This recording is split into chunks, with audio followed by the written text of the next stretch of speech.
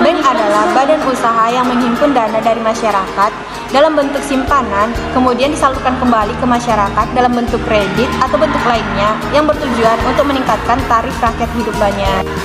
Assalamualaikum warahmatullahi wabarakatuh. Selamat pagi, salam sejahtera untuk kita semuanya.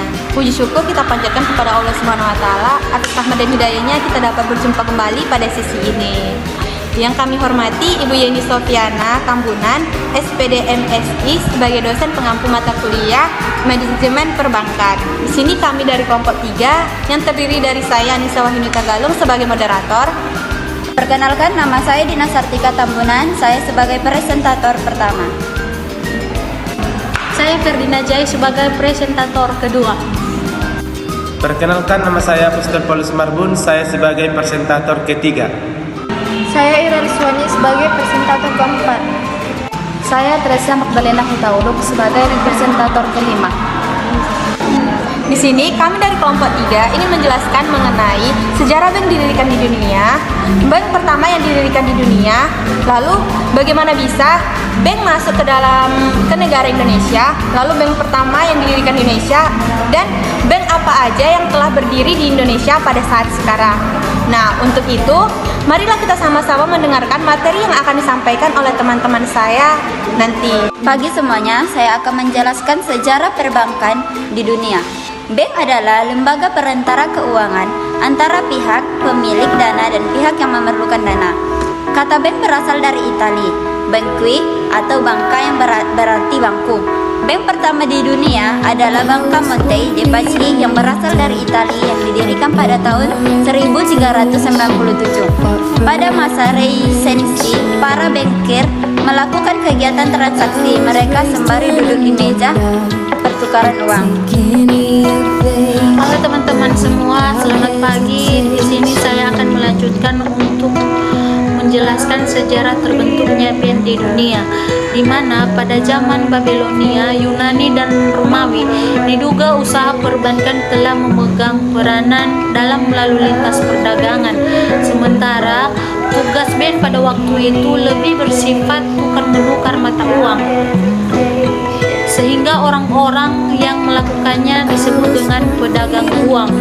Dan pada umumnya, pekerjaan pedagang uang ini hanyalah sebagai perantara menukarkan mata uang asing dengan mata uang di negeri sendiri, ataupun juga sebaliknya.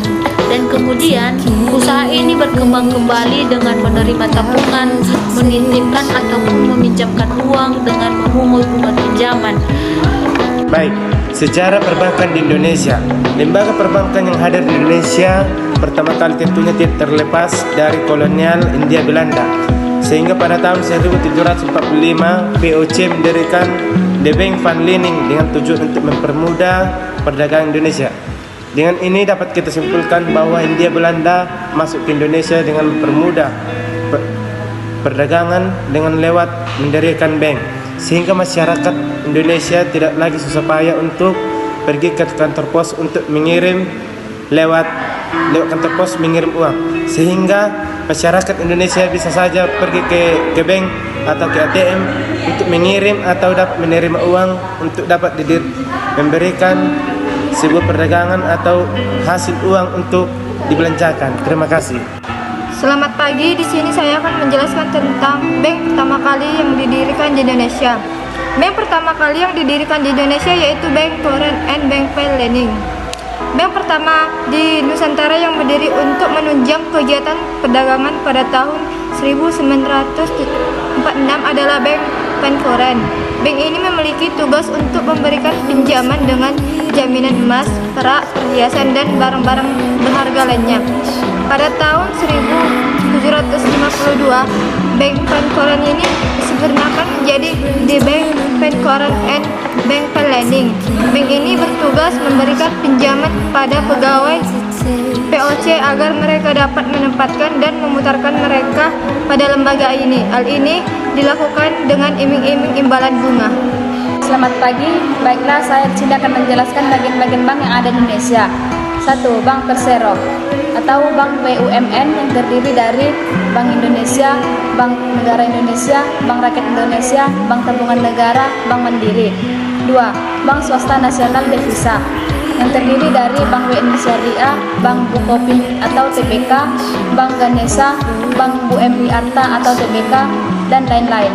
3. Bank swasta non-devisa yang terdiri dari Bank Andara, Bank Mayora, Bank Jasa Jakarta, Bank BCA Syariah, atau dan lain-lain.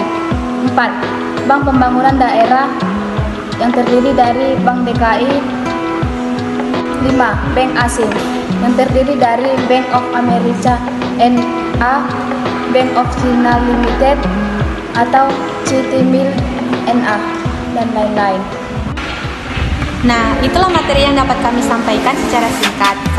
Saya berharap apa yang kami sampaikan tadi dapat bermanfaat buat teman-teman semuanya. Jika ada kalimat atau kata yang kurang mengenakan di hati, kami mohon maaf. Saya ucapkan terima kasih. Saya tutup. Wassalamualaikum warahmatullahi wabarakatuh.